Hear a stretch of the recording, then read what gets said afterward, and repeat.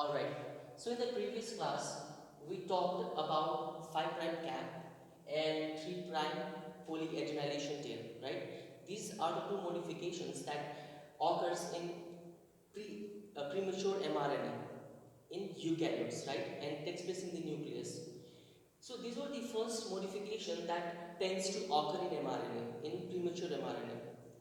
And so what are the other post-transcriptional modification? These are splicing and mRNA editing.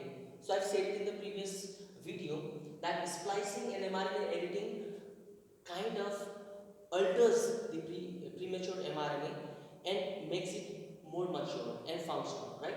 So what is splicing? Splicing is basically a technique, is a molecular process in which the introns part are cleaved, are removed from the gene, okay, in order to attach the exons, which are the protein coding regions, okay. So it is a process of removing these introns which do not code for any protein and attaching the exons which code for proteins, and thus your mature mRNA or functional mRNA is produced. But what, even splicing takes place self, that is mRNA itself also splices itself, okay. And there are also some protein factors which coupled, okay, which combine with some small nuclear RNA to form spliceosome. So these spliceosome also mediate in splicing, okay. So splicing can take place self or mediated. Now, see what is the major difference, although there is also alternate splicing. So we'll be talking only about self and splicing, so mediated splicing. So what is the major difference? The major difference is only that self-splicing uses its mRNA sequence to remove the intron, while spliceosome mediated splicing removes the intron by using some of the spliceosome.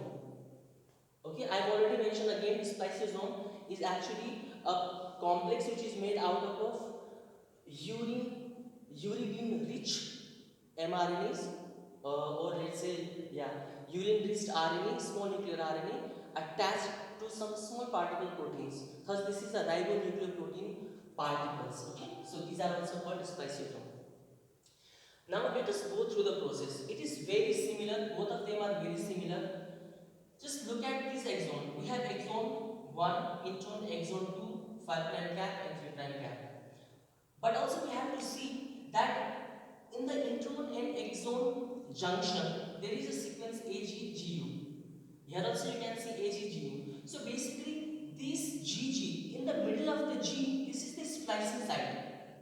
So this is called 5' splicing site, and similarly here this is called 3' splicing site. Okay. And what also we have to consider is that somewhere in the middle of the intron there is sequence of A or adenine, right? And this actually is the branch site. So this is number one that we have to remember.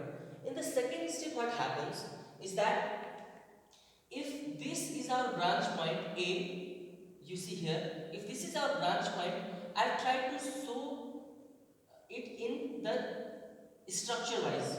Okay, we know that this adenine is attached to this ribose sugar, and the 2' OH is free.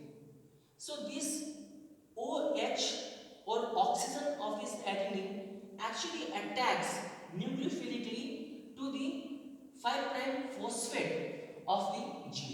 So basically your A is attacking your G, right? When your A is attacking your G, then this nucleophilic attack will actually remove this exon 1.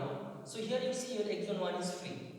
Okay, now this is your 5' cap, and you have AG, right? These are the end sequence of this exon. So AG, and we know that the last part has OH free parts because 5', 3', 3' is always OH. Okay, but what happens is that when your A attacks your G, when your A is attacking your G, here you can see the OH of adenine is attacking your G. 5 prime phosphate, then there is a bending. Okay, now this bends and attaches to your A. So your G has now bent and attached to your A. So there is a bending. There is free, exon 1 is free, G has attached to your A, and there is a bending or a loop formation. Now what happens is that this is in the third step, and in the fourth step what happens is your OH of your free exon of the guanine, this will now in a similar way attack nucleophilically to the phosphate of guanine, just like what we saw in the upper diagram, right? So as soon as this attacks this phosphate of guanine, what happens is that this exon which is intact to the intron will free. Okay, this will free, and this exon will now attach to this part. So you have exon 1 and exon 2 attached together. So you have joined the exons, and this is your full functional mRNA now, while the intron part is removed. This exon, this gene, which is mRNA, now is capable of getting translated to produce protein. But then what is the fate of these removed introns? These removed introns will be either degraded or will be used to form SNRs. SNRs are basically the spliceosome. Okay. Now, whatever process we saw here actually happens here. Same thing occurs here. But what happens? This process is catalyzed or helped by spliceosome. Okay. So in the first step, if you see, everything is same, just like that, everything is same.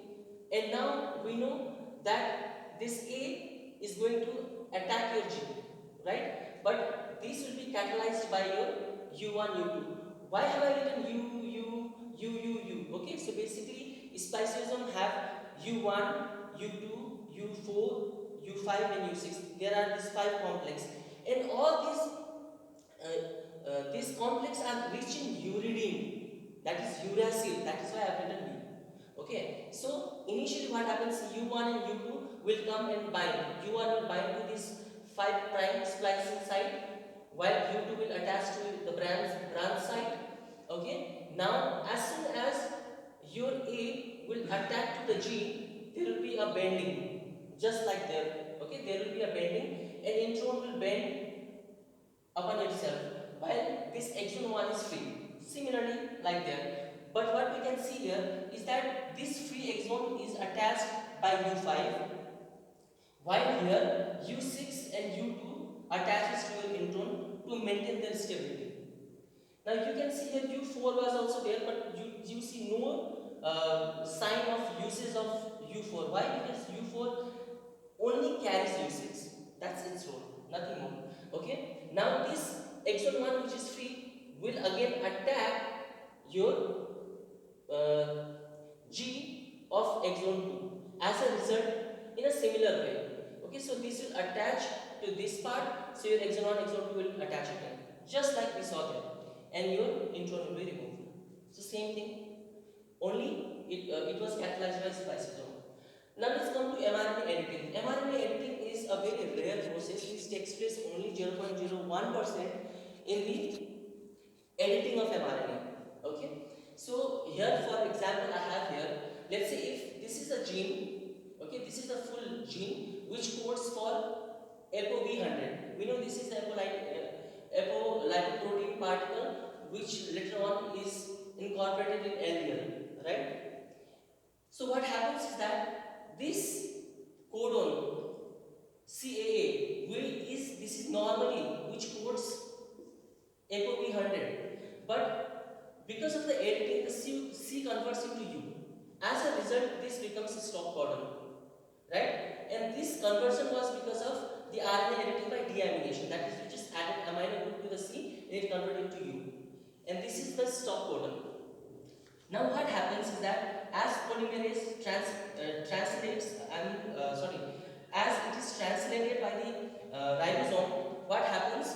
Because this is stop codon, only this much of the exon will be translated, and only 48% of the mRNA form ApoB48, which is the apolipoprotein which is incorporated in chylomicrons. So you see the same gene after RNA editing, its length was reduced to only 48%.